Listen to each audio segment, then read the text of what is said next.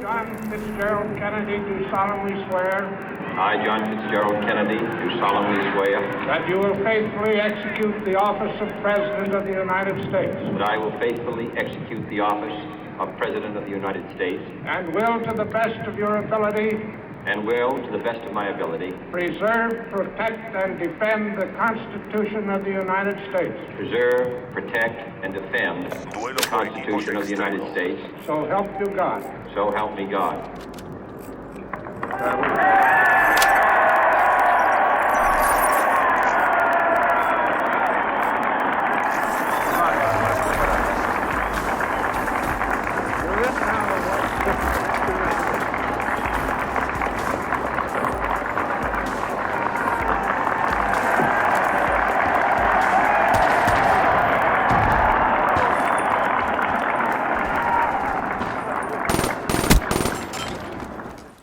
Vice President Johnson, Mr. Speaker, Mr. Chief Justice, President Eisenhower, Vice President Nixon, President Truman, Reverend clergy, fellow citizens. We observe today not a victory of party, but a celebration of freedom, symbolizing an end as well as a beginning, signifying renewal as well as change. For I have sworn before you and Almighty God the same solemn oath our forebears prescribed nearly a century and 3/4 ago.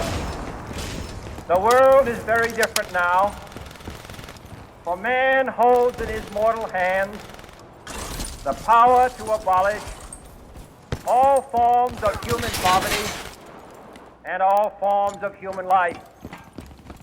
And yet the same revolutionary belief for which our forebears fought are still at issue around the globe. The belief that the rights of man come not from the generosity of the state, but from the hand of God.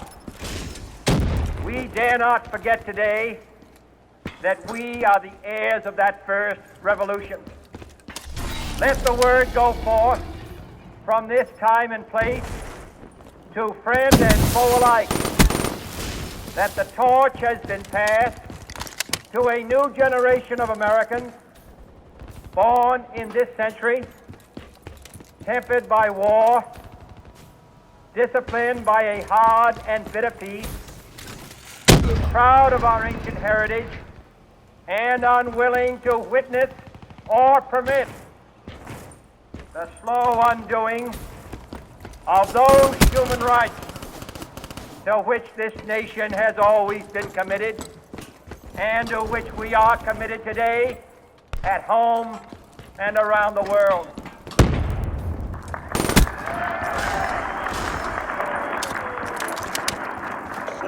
Let every nation know, whether it wishes us well or ill, that we shall pay any price, bear any burden, meet any hardship, support any friend, oppose any foe, to assure the survival and the success of liberty.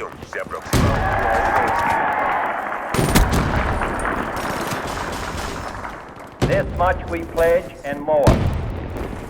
To those old allies whose cultural and spiritual origins we share, we pledge the loyalty of faithful friends.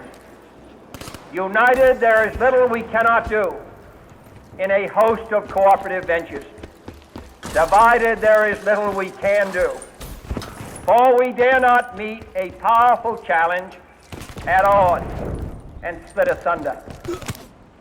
To those new states whom we welcome to the ranks of the free, we pledge our word that one form of colonial control shall not have passed away, merely to be replaced by a far more iron tyranny.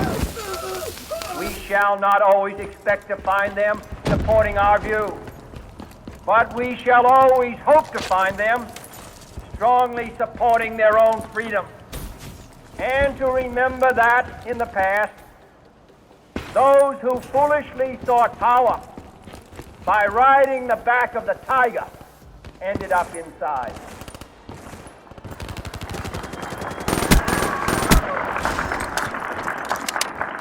To those people in the huts and villages of half the globe struggling to break the bonds of mass misery, we pledge our best efforts to help them help themselves for whatever period is required, not because the communists may be doing it, not because we seek their votes, but because it is right. If a free society cannot help the many who are poor, it cannot save the few who are rich.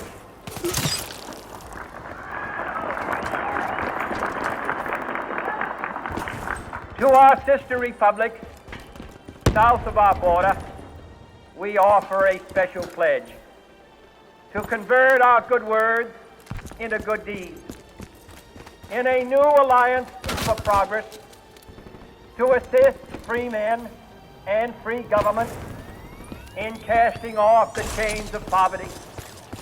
But this peaceful revolution of hope cannot become the prey of hostile powers. Let all our neighbors know that we shall join with them to oppose aggression or subversion anywhere in the Americas. And let every other power know that this hemisphere intends to remain the master of its own house.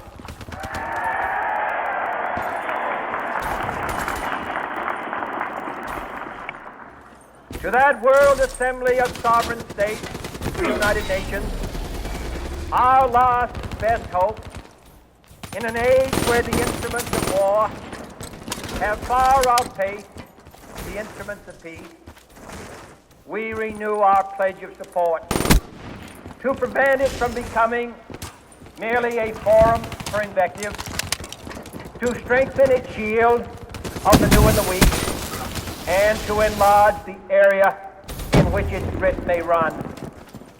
Finally, to those nations who would make themselves our adversary, we offer not a pledge, but a request that both sides begin anew the quest for peace. Before the dark powers of destruction, unleashed by science, engulf all humanity in planned or accidental self-destruction. We dare not tempt them with weakness, for only when our arms are sufficient beyond doubt can we be certain beyond doubt that they will never be employed.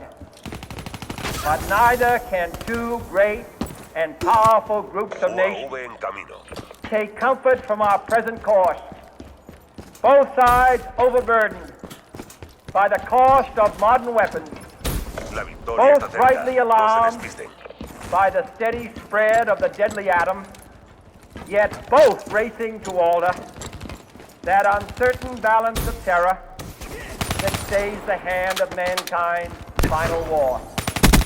So let us begin anew, remembering on both sides that civility is not a sign of weakness, and sincerity is always subject to proof.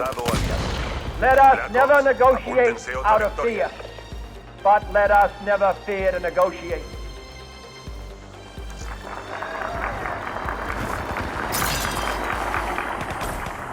Let both sides explore what problems unite us, instead of belaboring those problems which divide us. Aunque tengan suerte, Let both acabaré sides, con for the first ustedes. time, formulate serious and precise proposals for the inspection and control of arms, and bring the absolute power to destroy other